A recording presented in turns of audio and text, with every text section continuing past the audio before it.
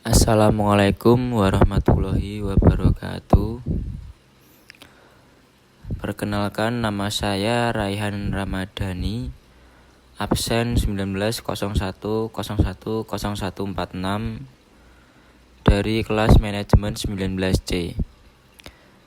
Di sini saya akan menjelaskan poster saya dengan judul PT Astra Daihatsu Motor untuk memenuhi tugas akhir semester 5 dari mata kuliah Bisnis Internasional.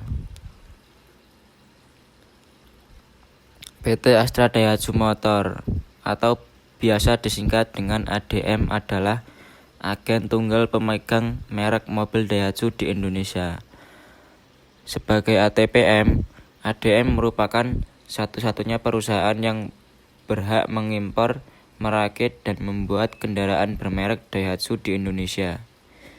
ADM merupakan perusahaan joint venture antara Daihatsu Motor Company dengan Astra International yang ada sejak tahun 1978. Visi yaitu menjadi nomor 1 di pasar mobil kompak di Indonesia dan sebagai basis produksi global yang utama bagi grup Daihatsu atau Toyota dengan standar kualitas pabrik Jepang. Misi PT Astra Daihatsu Motor memproduksi mobil kompak yang bernilai terbaik dan menyediakan layanan purna jual terkait yang penting bagi peningkatan stakeholder dan ramah lingkungan. Collaboration PT Daihatsu Motor melakukan collaboration yaitu menjalin kolaborasi dengan Toyota Group dengan memaksimalkan kekuatan untuk menghadirkan advance teknologi.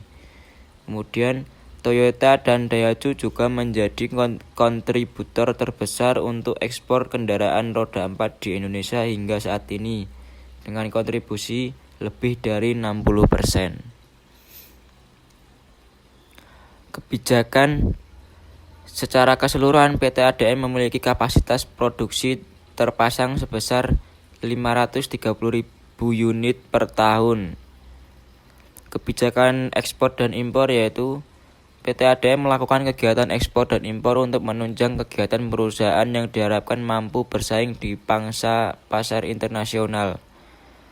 Dalam kegiatan ekspor, PT ADM melakukan ekspor kendaraan roda 4 CBU sebanyak 67.740 unit ke 75 negara tujuan ekspor di seluruh dunia di tahun 2020 dengan volume ekspor mencapai 37%. Dalam kegiatan impor, PT ADM melakukan impor berupa komponen CKD dan spare parts dari berbagai supplier di negara lain yaitu Thailand, Malaysia, Filipina, dan India yang disebut multi-sourcing part atau MSP. Ada pula impor komponen dari Jepang yang disebut Japan Sourcing Part atau JSP. Kelebihan dan kekurangan. Kelebihan yang pertama yaitu produksi ADM didukung oleh infrastruktur terdepan yang dipadukan dengan aplikasi teknologi produksi. Yang kedua, rancang bangun otomotif berkelas global untuk penerapan produsen otomotif terkemuka di Jepang dan Eropa. Yang ketiga, ADM memiliki kelebihan di mana proses ekspor yang semakin tinggi dan semakin luas. Yang keempat, seluruh lini produk Daihatsu yang dipasarkan di Indonesia telah memenuhi ketentuan standar emisi Euro 4. Kemudian kekurangan, yang pertama yaitu masih kurang luasnya distribusi ekspor ke negara lain. Yang kedua, chip mobil yang belum bisa produksi sendiri dan masih harus impor dari Jepang. Yang ketiga, Daihatsu belum bisa memaksimalkan kriteria mobil sesuai negara tujuan ekspor sehingga negara tujuan ekspor masih sedikit.